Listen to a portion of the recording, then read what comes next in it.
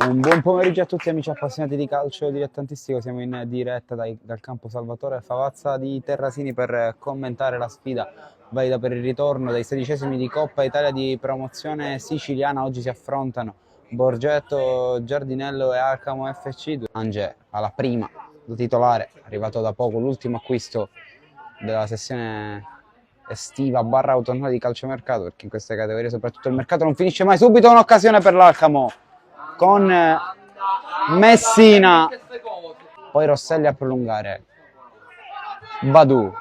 Dumbia,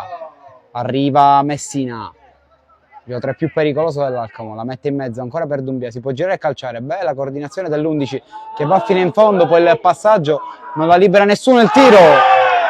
è il gol dell'FC Alcamo, si sblocca il risultato al Salvatore Favazza.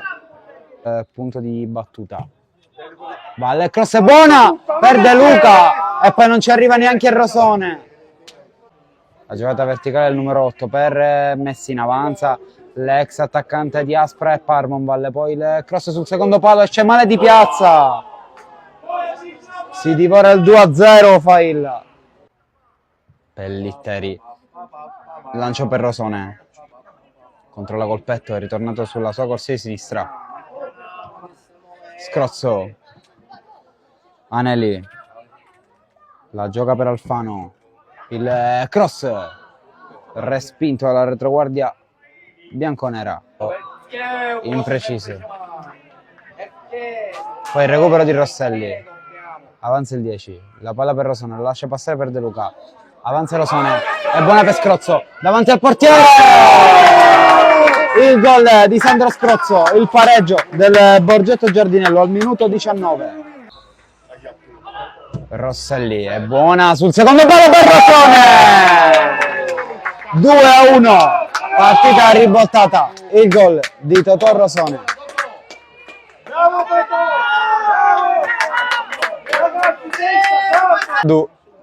Che verticalizza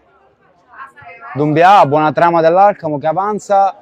palla buonissima per Messina che davanti a Di Piazza spara alto, occasione per il 2-2 di testa, poi Alfano, Rosone, buona per De Luca questa palla, la palla in mezzo a Rosone, doppietta di Rosone, assist di De Luca e 3-1 Borgetto.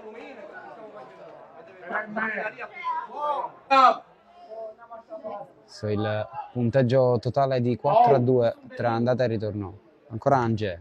rinvia male e allora opportunità per l'Alcamo con Dumbia, il miracolo di Piazza e poi Messina, ancora Di Piazza, Rosone, palla al limite per Rosselli che calcia sul fondo, cross, De Luca non la prende e c'è il 3-2 dell'Alcamo. 2004, ex Partini Caudace, il rinvio di Di Piazza, cercare Macaluso, Rosone, buona palla per il 15 che si trova davanti alla porta, fuori di niente, ad un passo al 4-2 il Borgetto Giardinello. Scafidi,